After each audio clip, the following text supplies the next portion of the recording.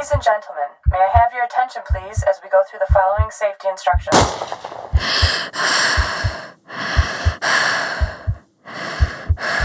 भारत का दिल कमजोर है दोस्तों, ये मैं नहीं कह रहा, हमारे डॉक्टर्स कहते हैं। एक पैंडेमिक तो आके चली गई, लेकिन भारत में हार्ट अटैक भी किसी पैंडेमिक से कम नहीं लग रहे हैं। जहां भी देखोगे आप, इसकी ही न्यूज दिख जाएगी आपको। दोस्तों, नॉर्मली लोग हार्ट अटैक को एक ओल्ड एज की डिसीज कंसिडर करते हैं, लेकिन भारत में आप देखोगे तो यंग लोग भी आजकल काफी ज्यादा दिख रहे हैं। जैसे कि राजकोट में क्लास 8 के स्टूडेंट के साथ जो हुआ, इंदौर में 16 साल की एक बच्ची की डेथ हुई, लखनऊ में एक ब्राइड की डेथ हुई जो अपनी शादी में वरमाला के बाद स्टेज पर ही कोलैप्स कर गई, और यूपी के इटावा में एक ब्राइड की अपनी ही शादी के दिन हार्ट अटैक से डेथ हो गई। सिर्फ यंग लोग ही नहीं, बल्कि आर्म्ड एयरफोर्स और स्पोर्ट्समैन जैसे फिट लोगों के साथ भी ये केसेस काफी ज्यादा दिख रहे हैं। जैसे आर्मी के जवानों के अंदर भी देखा जा रहा है, सीआरपीएफ के जवानों के अंदर भी देखा जा रहा है, और पुलिस डिपार्टमेंट भी ये सब देखा जा रहा है। दोस्तों, ये हार्ट अटैक के case wrestler, cricketer, fitness industries and actor Puneet Rajkumar, जो कि खुद भी एक prevent premature heart attack initiative के ब्रांड एम्बेसडर थे, और उन्होंने कभी शराब तक नहीं पी थी, और ये डेली वर्कआउट करते थे और सोशल मीडिया पर अपने फिटनेस वीडियोस भी शेयर किया करते थे। इनको तक हार्ट अटैक आ रहा है। अब दोस्तों, एक्सपर्ट्स इन ज्यादातर केसेस में इंटेंस वर्कआउट को भी रिस्पॉन्सिबल बता देते हैं, लेकिन रियलिटी इससे थोड़ी सी ज्यादा कॉम्प्लेक्स है। इसलिए दोस्तों, इस वीडियो को अपने फैमिली मेंबर में जरूर शेयर करना, क्योंकि इससे कहीं ना कहीं आप अपने फैमिली मेंबर्स की जान बचा सकते हैं। क्योंकि इस वीडियो में मैं आपको काफी डिटेल में बताने वाला हूं कि हार्ट अटैक कैसे आता है और उसके रीजन, और जब कभी भी अटैक आए तो इस केस में किसी की लाइफ कैसे बचाई जा सके। तो दोस्तों, इस वीडियो को स्टार्ट करते हैं। भारत में 50% लोगों को हार्ट अटैक 50 वर्ष की उम्र से पहले आ जाता है। जिम में वर्कआउट करते करते लोगों को हार्ट अटैक आ रहा है और उनकी मौत हो रही है। An 18-year-old boy collapsing in class as he has a heart attack in a classroom in Indore. जाने माने बॉलीवुड एक्टर श्रेयस तलपड़े को गुरुवार की रात दिल का दौरा पड़ा। सूरत में क्रिकेट खेलने के दौरान दिल का दौरा पड़ने से ही देर उसकी जान चली जाती।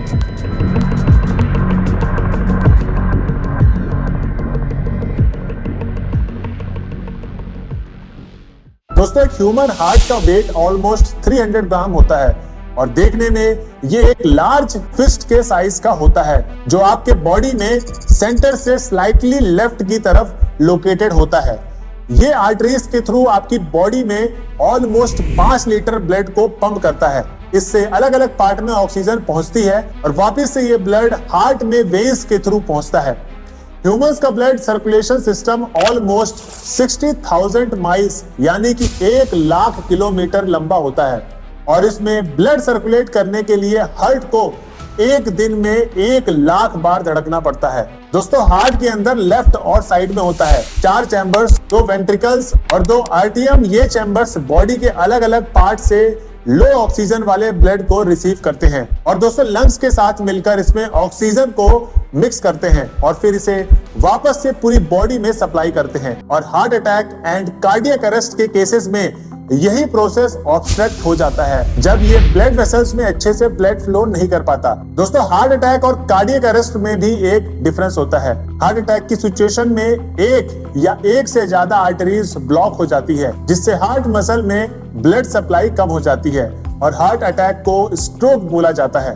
दोस्तों, स्ट्रोक के केसेस में हार्ट टिश्यूज को प्रॉपर ब्लड नहीं मिलने से वो डैमेज होते हैं, और इसलिए हर एक स्ट्रोक के बाद हार्ट थोड़ा थोड़ा डैमेज होता जाता है। वहीं दोस्तों, कार्डियक अरेस्ट के केसेस में हार्ट पूरी तरह से पंप होना बंद हो जाता है, और इसलिए लोगों की डेथ होती है। दोस्तों, हार्ट डिसीजेस या जिसे कार्डियोवैस्कुलर डिसीजेस भी कहते हैं, जो भारत के अंदर डेथ का नंबर 1 रीजन है। दोस्तों, ऑलमोस्ट 24%, यानी हर 4 महीने में से एक डेथ इसी की वजह से होती है। 90s में ये नंबर सिर्फ 15% था भारत में, पर 1 लाख डेथ में जितने कार्डियोवैस्कुलर केसेस होते हैं वो यूएस यूके से 3 गुना ज्यादा है, और भारत को क्रोनिक हार्ट डिसीजेस की कैपिटल भी बोला जाने लगा है। लेकिन सवाल तो यही उठता है कि ऐसा क्यों? अगर आप इसका रीजन डिटेल में देखेंगे तो आप इसे 4 ब्रैकेट्स में डिवाइड कर सकते हैं। पहला है ट्रेडिशनल, दूसरा जेनेटिक, तीसरा लाइफस्टाइल और कुछ दोस्तों स्पेशल केसेस। बात करते हैं ट्रेडिशनल रीजंस की। ये रीजंस है डायबिटीज और हाई ब्लड प्रेशर। इन दोनों के होने से ही आपको हार्ट डिसीजेस होने के चांसेस 2 से 4 गुना बढ़ जाते हैं, क्योंकि डायबिटीज की वजह से ब्लड शुगर लेवल्स इनबैलेंस हो जाता है और इससे आपकी जो ब्लड वेसल्स है और बाकी ऑर्गन्स भी वो डैमेज हो जाते हैं और इसी की वजह से हार्ट अटैक आ सकता है। और दोस्तों डायबिटीज की तरह ही एक लंबे टाइम से अगर आपको हाई ब्लड प्रेशर है तो आपके वेसल्स और आर्टरीज पर एक प्रेशर क्रिएट करता है, जिससे वहां के टिश्यूज डैमेज हो जाते हैं। दोस्तों 2015 की एक रिपोर्ट बताती है कि पूरी दुनिया में 41 करोड़ लोगों को डायबिटीज थी और पूरी दुनिया में 17% डायबिटिक लोग हैं, यानी कि ऑलमोस्ट 7 से 8 करोड़ लोग भारत में रहते हैं। हाई बीपी को देखें तो भारत में ऑलमोस्ट 30% लोग हाई बीपी की प्रॉब्लम्स से जूझ रहे हैं। अर्बन एरियाज में नंबर ये 33% से भी ज्यादा हो जाता है। दोस्तों यानी कि हर में से 3 एक अडल्ट को हाई ब्लड प्रेशर की प्रॉब्लम है। लेकिन एक बात से सारे एक्सपर्ट एग्री करते हैं कि आपकी लाइफस्टाइल आपकी हार्ट हेल्थ को डायरेक्टली रिलेट होती है।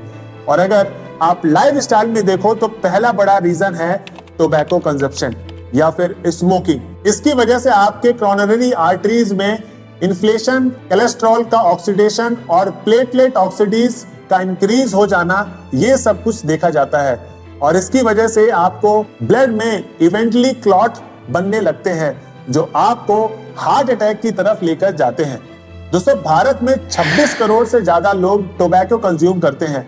पूरी दुनिया में स्मोकलेस टोबैको जैसी खैनी, सुरती वगैरह इसके सबसे ज्यादा कंज्यूमर भारत में ही हैं।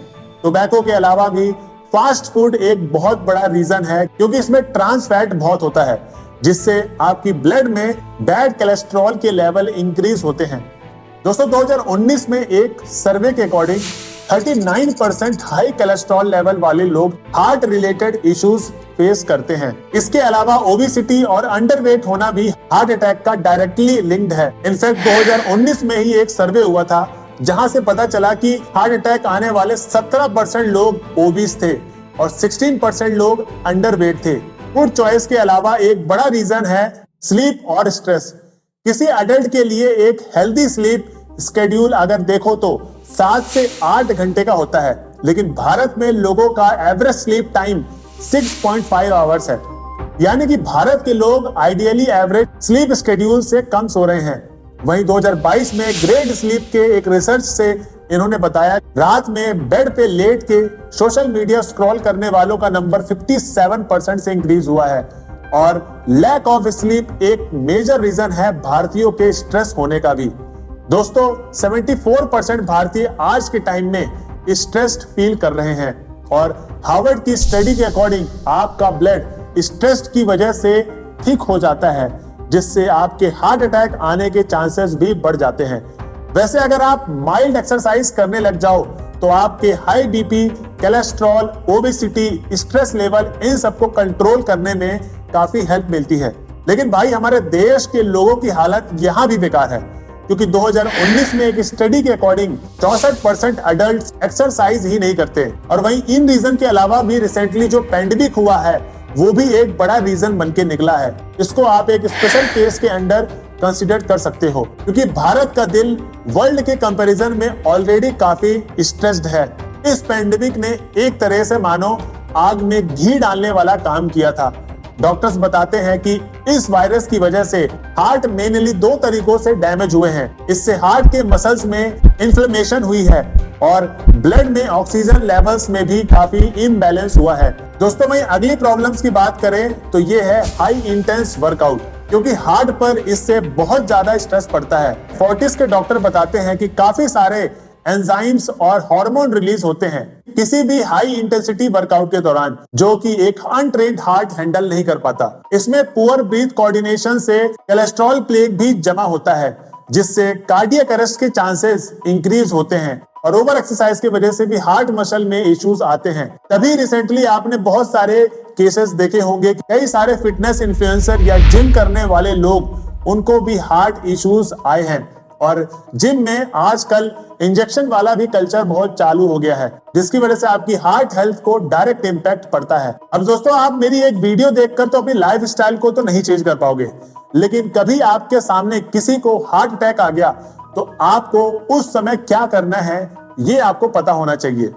बाहर के स्कूल्स में अगर आप देखोगे तो करिकुलम में वहां के ये सब चीजें पढ़ाई जाती हैं, लेकिन अपने यहाँ पर ज्यादातर स्कूलों में इसमें काफी कम फोकस दिया जाता है। गवर्नमेंट एक्सपर्ट्स के अकॉर्डिंग चेस्ट में टाइटनेस, प्रेशर या स्क्वीजिंग फील होना, लेफ्ट आर्म में पेन होना, शॉर्टेज ऑफ ब्रीथ, एंजाइटी बहुत ज्यादा होना या कफ आना गले से, ये काफी ज्यादा विजिबल सिम्टम्स हैं किसी को इस समय हार्ट अटैक आने का। और अगर किसी को हार्ट अटैक आ रहा है तो जितनी जल्दी उसे मेडिकल अटेंशन मिले उतना ही उसकी लाइफ सेव होने के चांसेस बढ़ जाते हैं। और कार्डियक अरेस्ट के केसेस में तो हार्ट एकदम से पंप करना बंद कर देता है। अब दोस्तों, यहाँ पर एक पंप जो आपकी बॉडी में सब जगह खून पहुंचा रहा है, आपके दिमाग में खून पहुंचा रहा था, वो एकदम से रुक गया। इससे आपके मेजर ऑर्गन काम करना एकदम से बंद कर देते हैं और डेथ के चांसेस बढ़ जाते हैं।